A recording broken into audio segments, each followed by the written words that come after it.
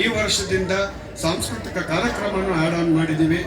ಸಾಧ್ಯವಾದಷ್ಟು ಕಾರ್ಯಕ್ರಮಗಳು, ಪೂಜಾ ಕೈಂಕರ್ಯಗಳು ನಮ್ಮ ದೇವಸ್ಥಾನದಲ್ಲಿ ನಡೀಲಿ ಅನ್ನೋ ಉದ್ದೇಶಕ್ಕೆ ಮಾಡ್ತಾ ಇದ್ದೀವಿ. ಅದೇ ಥರ ಈ ಗಣಪತಿ ಏನು ವರ್ಷಕ್ಕೊಮ್ಮೆ ಬರುತ್ತೆ, ವರಸಿದ್ಧಿ ವಿನಾಯಕ ವ್ರತ ಅಂತ ಏನು ಮಾತಾಡ್ತೀವಿ, ಶುಕ್ಲಪಕ್ಷ ಭಾದ್ರಪದ ಶುಕ್ಲಪಕ್ಷ ಚತುರ್ಥಿ ಎಂದು ಆ ದಿನ ಮಾಡೋ ವಿನಾಯಕ ವ್ರತದ ದಿವಸ ನಮ್ಮ ಪಂಚಾಂಗ ರೀತಿಯ 5 ದಿವಸ ಇರಬೇಕು, 9 ದಿವಸ ಇರಬೇಕು ಅಂತ ಏನು ಸಂಕಲ್ಪ ಆಗುತ್ತೆ, ಅದರ ರೀತಿಯ ಪ್ರತಿ ದಿವಸನೂ ಸಾಂಸ್ಕೃತಿಕ ಕಾರ್ಯಕ್ರಮ ಮತ್ತೆ ಶುರು ಮಾಡಿದ್ದೀವಿ. ಪ್ರತಿ ದಿವಸ ವಿಶೇಷ ಅಲಂಕಾರಕ್ಕಿರುತ್ತೆ, ಮಣ್ಣಿನ ಗಣಪತಿ ಸ್ಥಾಪನೆ ಮಾಡ್ತೀವಿ.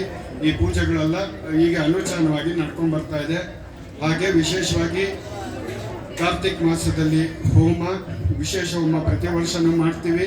ಹಾಗೆ ಕಾರ್ತಿಕ ಅಮಾವಾಸ್ಯೆ ಒಂದು ವಿಷ್ಣು ದೀಪ ಮತ್ತು ಶಿವದೀಪೋತ್ಸವ ನಡೆಯುತ್ತೆ.